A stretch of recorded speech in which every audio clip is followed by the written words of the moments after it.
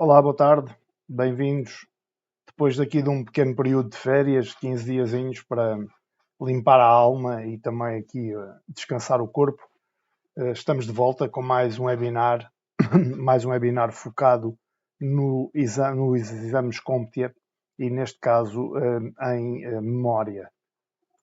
Nos exames CompTIA podem sair perguntas sobre instalação de memória no sistema, também como instalar e configurar dispositivos de armazenamento, também dispositivos de armazenamento mas removíveis, configurar o RAID e também troubleshooting sobre todos estes tipos de dispositivos. Hoje vamos focar-nos precisamente aqui na memória, perdão, na memória e em alguns tipos de memória do sistema. Começando precisamente por aquelas que têm no vosso ecrã. As memórias de sistema normalmente são as memórias principais, quer de armazenamento, quer também as memórias de trabalho e que auxiliam o processador nas suas tarefas. Neste caso, começando pela memória principal, que é a memória RAM. A memória RAM, que é uma memória de acesso aleatório, random access, e que normalmente é a memória principal do computador, onde são tratados dados e também instruções de programas através da colaboração com os restantes componentes do computador, incluindo o processador. A memória RAM é uma memória volátil. O que é que isto significa? Significa que se desligarmos a corrente do nosso computador, a memória RAM vai perder todos os dados que estão guardados nela e vai deixar de trabalhar em conformidade com aquilo que lhe é solicitado. Também existe uma área do nosso sistema que é considerada uma memória virtual, que é um pedaço do disco rígido onde podem ser colocados ou alocados, como preferirem dizer, algumas páginas de memória, caso a memória principal esteja demasiado cheia e necessite de alguma ajuda. Então, podemos ver aqui mais ou menos um esquema das memórias de sistema, desde as menos voláteis e mais lentas até às mais voláteis e mais rápidas, que começam por ser as memórias cache. As memórias cache são memórias que servem para terminar os estados de espera entre o CPU e a memória RAM, que é mais lenta do que elas, portanto, do que elas as caches. Depois, as caches auxiliam então esse tratamento entre o CPU e a memória RAM. A memória RAM, que é a memória principal, é um pouco mais lenta que a cache, mas está aqui também no sistema. Dentro do CPU, além das caches internas, também temos os registros, que também são memórias internas do CPU, e já fiz um webinar sobre todos esses registros. Os registros, sendo memórias internas do CPU, ainda são mais rápidos, ainda conseguem atingir maior velocidade do que a memória cache. Não estão aqui simbolizados neste esquema. Este esquema não é um esquema feito por mim, é um esquema da CompTIA, mas eu gosto sempre de acrescentar, quando mostro este esquema, os registros, porque os registros também depois podem surgir no exame e são memórias mais rápidas.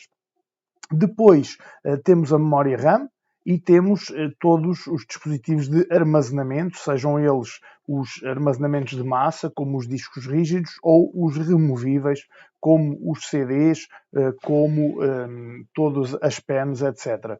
Alberto ou Rafael, não sei, se calhar é Rafael, a memória cache tinha acabado de explicar. A memória cache é uma memória que serve para terminar os estados de espera entre o CPU e a RAM. Sempre que aqui nas operações entre a RAM e o CPU existe alguma paragem, algum estado de espera, as memórias cache vão terminar, vão dar uma ajuda e terminar esses estados de espera, pondo normalmente o processo de processamento outra vez no bom caminho e a trabalhar. Portanto, servem para terminar os estados de espera entre o CPU e a memória RAM, que é mais lenta do que as caches.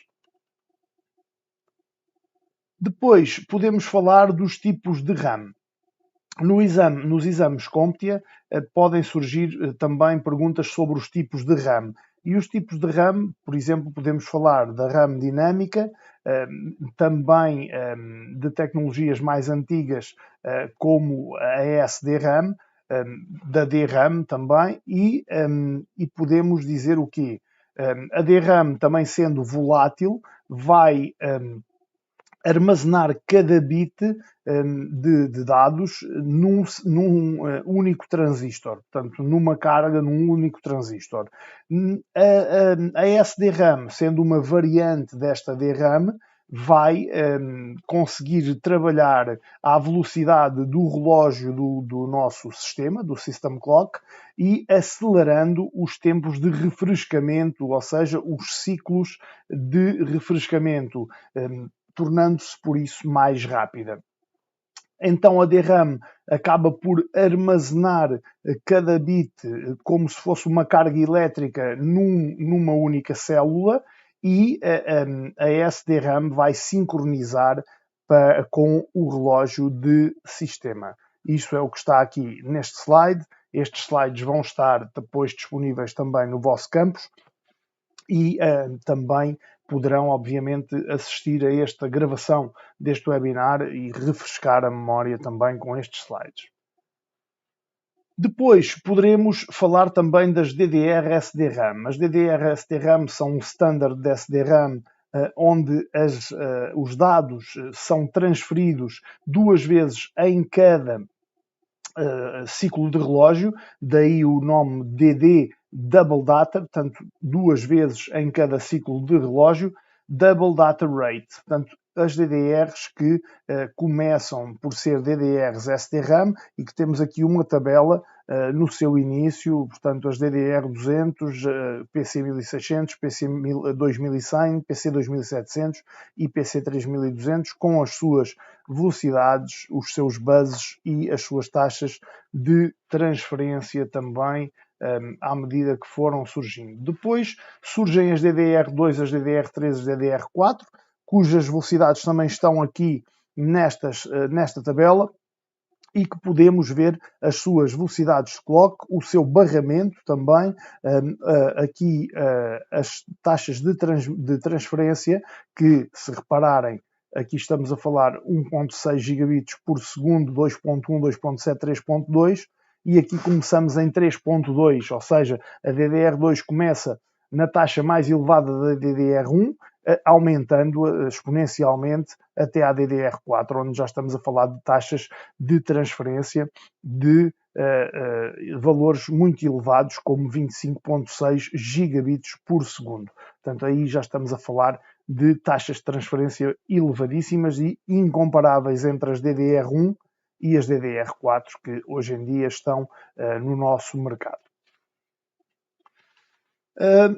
Podendo falar ainda um pouco aqui destas memórias, podemos fazer aqui uma recapitulação em que alguns standards da DDR2, por exemplo, que trabalha com uma frequência de 266 MHz, mas o seu barramento trabalha a 533 MHz, o que em double data vai dar o dobro dos 533, vai dar 1066. Normalmente com as taxas de transferência que estão aqui referenciadas na tabela anterior.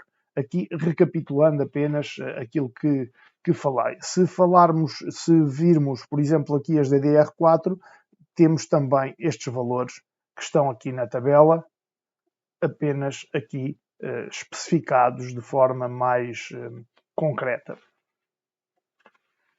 Depois temos também as DIMM, as memórias DIMM, DIMM que significa Dual Inline Memory Module, que é um standard para também memórias de sistema, mas que tem uma pinagem, ou seja, um tipo de pins diferentes de outros tipos de memória. Normalmente instalam-se em slots na motherboard, são removíveis e substituíveis, e também tem a ver com o seu design, o número de chips que suportam.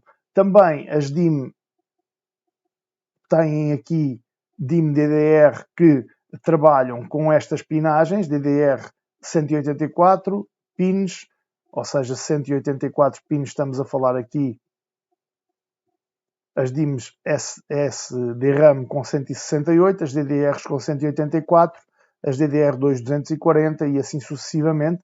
Quanto mais pinos, mais pontos de contacto com o barramento da motherboard, maior taxa de transferência também. As voltagens a que as memórias trabalham, também aqui referenciadas nesta tabela, e toda esta informação é informação que depois, com o passar do tempo, vocês vão quase saber de cor.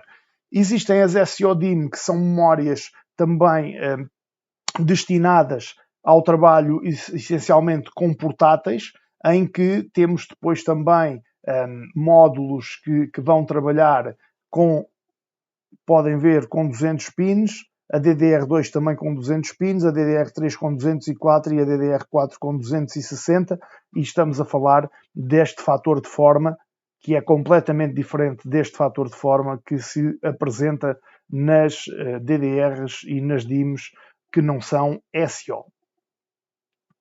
Depois temos também aqui as Dual Channel Memory, ou seja, as memórias de canal duplo que vão trabalhar podendo ir até aos 128 bits de transferências de dados em cada uma das suas transferências, e as single, que só conseguem ir até aos 64 bits entre o CPU e a RAM. Aqui estamos a falar de Dual Channel, veio efetivamente duplicar a capacidade da Single Channel e vai melhorar a sua velocidade, a sua capacidade, vai aumentar o número de chips, a sua densidade também, e tudo isso vai ser muito, ou veio a ser, muito importante para as tecnologias informáticas.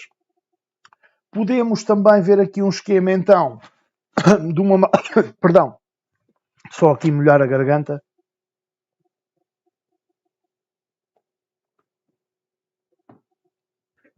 Podemos ver, então, aqui um esquema de uma motherboard em que temos duplo canal, pode usar o canal 2 e 4, os cinzas claros, ou então o canal 1 e 3, os cinzas escuros. Convém que as memórias trabalhem, as dual channel trabalhem assim, porque senão não vão aproveitar a sua capacidade dual channel e vão se comportar como single channel. Ou seja, se eu colocar 1 e 2 em vez de 1 e 3, ou colocar 2 e 3 em vez de 2 e 4, elas não vão aproveitar a sua capacidade dual channel.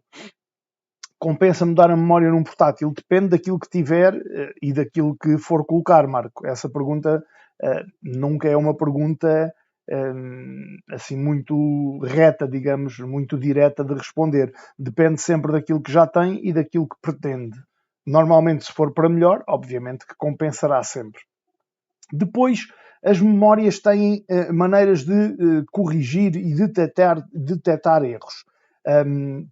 Poderemos falar da verificação ECC, que é uma verificação por correção de erros, portanto, Error Correction, o Error Correction Code que vai corrigir erros na memória. Depois temos os sistemas de não paridade, em que não há qualquer verificação, e a verificação de paridade, em que é acrescentado um bit para fazer um teste de verificação, e se esse bit obtiver uma determinada resposta por parte do sistema, então está tudo bem. Se não obtiver essa resposta, estará com um erro de memória, ou seja, são usados 8 bits de memória e 1 bit para verificação, sendo que essa verificação hoje em dia já quase não é feita. A verificação de paridade é uma tecnologia já mais antiga e que quase não é feita. Normalmente os computadores hoje em dia usam um sistema de não paridade e vão trabalhar em ECC, ou seja, é um chip extra com 72 bits de barramento, cuja verificação vai depender desse chip e os erros serão verificados pelo Error Correction e não através da paridade, que era o método mais antigo. Também aqui resumido neste slide que tem no vosso ecrã. Quando queremos fazer instalação e upgrade da memória, temos de ter em atenção sempre qual é o tipo de memória que a nossa motherboard vai suportar, seja um desktop, ou um laptop, ou um tablet, ou mesmo um smartphone. Temos que ter em atenção, com certeza, Edson, vou voltar aqui atrás, então, é assim.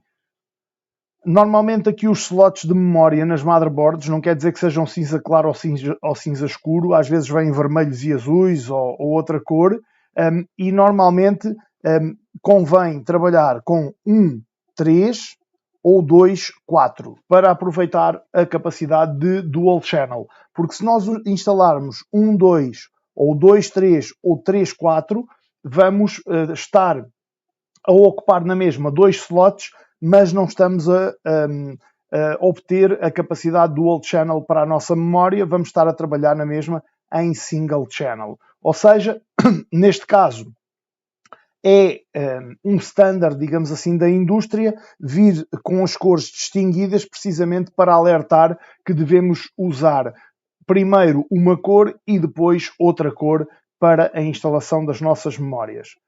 Espero que tenha compreendido, Edson. Não é assim uma coisa muito complicada, é apenas um standard.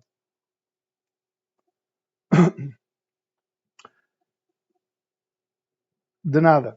Então, como eu estava a dizer, temos de ter sim, a mesma coisa, o sistema é o mesmo. Se formos então fazer um upgrade à nossa memória, temos de eventualmente ver na BIOS como é que ela trabalha, se trabalha com dual channel, com quad channel ou com single channel. Temos de ver também qual a compatibilidade da nossa motherboard ou do nosso dispositivo, no caso um smartphone ou de um tablet, com a memória que vamos instalar e ser uma memória plenamente compatível com aquilo que são os sockets de instalação ou, no caso dos dispositivos móveis, os seus chips respectivos.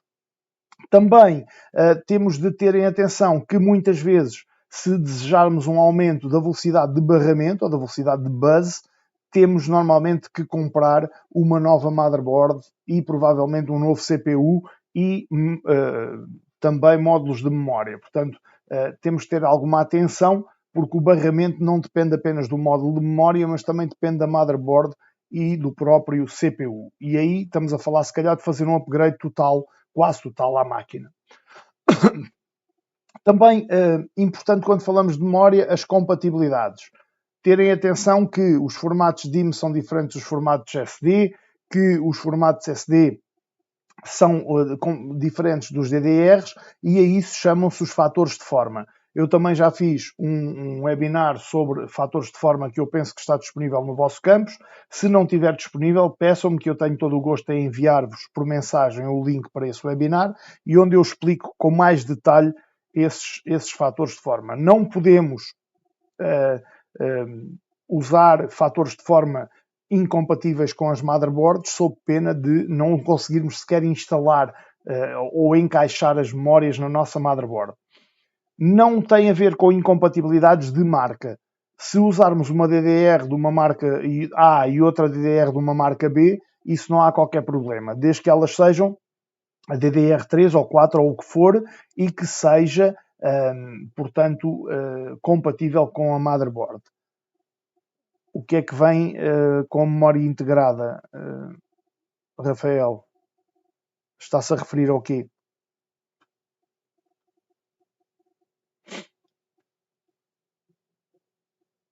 Também podemos misturar diferentes velocidades, mas temos sempre de ter em atenção que as memórias vão passar a trabalhar à velocidade da mais lenta. Portanto, se misturarmos velocidades mais rápidas com mais lenta, será sempre a velocidade da mais lenta que será usada. Temos de ter também atenção às configurações de multicanal e ter as configurações para cada módulo perfeitamente configurada de forma igual. O SCC de verificação também não pode ser misturado com memórias não paritárias ou com sistemas de verificação de paridade, portanto ter atenção ao módulo de memória que vamos usar, se usa ECC, se usa não paridade ou se usa paridade, para não misturarmos vários tipos incompatíveis uns com os outros, e ter atenção também que não podemos misturar memória registada com memórias que não contenham buffer porque não são suportadas na sua atividade, portanto, na sua forma de trabalhar. Recapitulando então sobre as memórias. Memórias de sistema são todos os dispositivos. Eu vou voltar aqui para trás só para o esquema. Memórias de sistema são todos então os dispositivos que permitem fazer armazenamento e tratamento de dados quando o computador está a trabalhar. A RAM é a memória principal, Random Access Memory, é normalmente o principal memória que vai trabalhar, mas é com o computador e com o processador, mas é volátil, ou seja, apenas quando está ligada, alimentada por corrente elétrica, vai trabalhar, caso contrário perde todos os seus dados. É volátil. Depois temos memória virtual, que é um espaço do disco que é usado para colocar páginas de memória se a memória RAM ficar demasiado cheia, portanto ele vai criar essa virtualização, digamos assim. Tipos de memória: DRAM, SDRAM, DDR-SDRAM, DDR2, DDR3, DDR4. Depois temos também as DIMM, temos também as SODIMM, que são para os portáteis, e depois temos as memórias Single Channel, Dual Channel, Quad Channel, que vêm também com os nossos sistemas, e sendo que, passando aqui para o esquema, temos as caches, dentro do CPU os registros, a RAM, os dispositivos de armazenamento e os dispositivos removíveis que trabalham da mais rápida cá de cima, incluindo os registros que não estão aqui no esquema, até à mais lenta, que são os removíveis. Só para recapitular também, aqui na motherboard temos então de respeitar aqui o canal A e o canal B para podermos trabalhar e aproveitar todos os recursos do nosso sistema. Sobre este ponto do exame CompTIA, da memória, era o que tinha para vos trazer hoje. Não sei se têm alguma dúvida que queiram colocar, se fui claro, se está tudo ok.